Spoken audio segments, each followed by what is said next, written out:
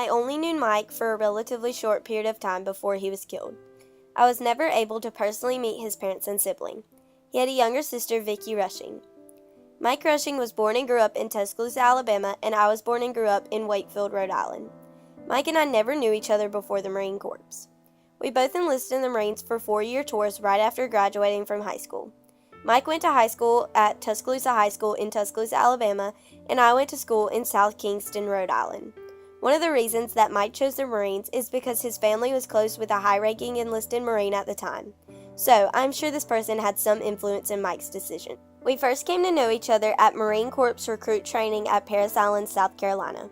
We were both in platoon 281 and we were both very young, 18 or so. We never got to talk in recruit training back then.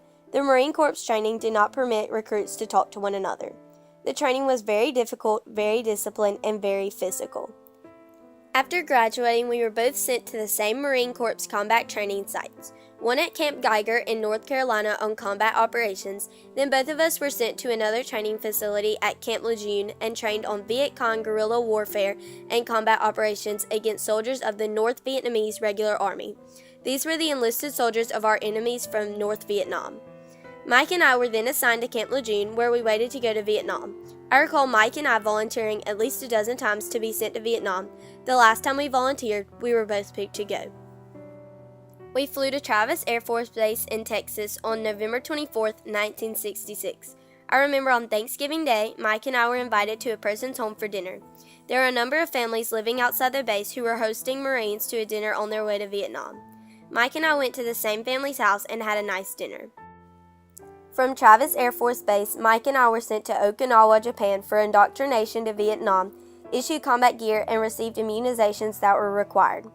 We then flew out to Okinawa to Chu Lao, Vietnam, our first assignment in the country. I believe we were there for several months and involved in a number of major combat operations in the peninsular area.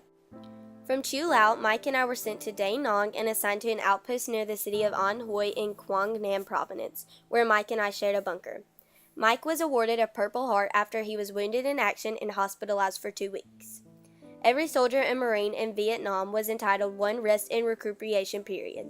It was a 5-day timeout from the war. Mike and I decided to travel to Taipei, Taiwan on our 5-day R&R. We left Da Nang for Taipei on May 9, 1967 and stayed in Hotel New Taipei in Taipei. We had a great time and flew back to Da Nang and our outpost on May 14th or so and resumed our combat operations. Just 15 days later, on May 29, 1967, Mike was killed in action. In addition to going on several major search and destroy operations, we were also responsible for road sweeping Highway 1, a long dirt road from our hill to An Hoi. The road had to be swept each morning before it could be used by Vietnamese and military vehicles, and the road was flanked all the way with rice paddies and hamlets with grass-type huts. The Viet Cong were in and out of these small villages getting food, first aid, and support from the Vietnamese people. Many times on this road, we were ambushed from the villages. It was on one of these road sweeps looking for road mines and booby traps that Mike, Leonard Wynn of St. Petersburg, Florida, and James Hamlet of Ohio were blown up by a showbox type of landmine buried in the dirt road. They discovered the road mine during the sweep and stopped the movement so that they could uncover the device and deactivate it before removing it from the deep hole the Viet Cong had dug in the road. It was while doing this that the device exploded on them. The explosion was so great that it left a huge crater in the road and turned one of the lead tanks sideways on the roadway.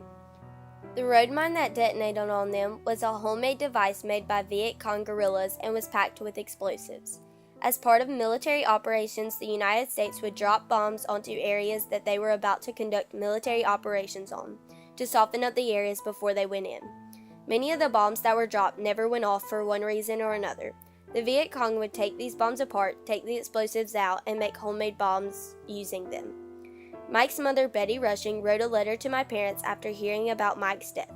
Miss Rushing initially thought that I had been killed with her son, Mike. It took 16 days for Mike's body to be returned to Tuscaloosa. Mike was truly an outstanding Marine who loved the Marine Corps and his family, and who died way too young.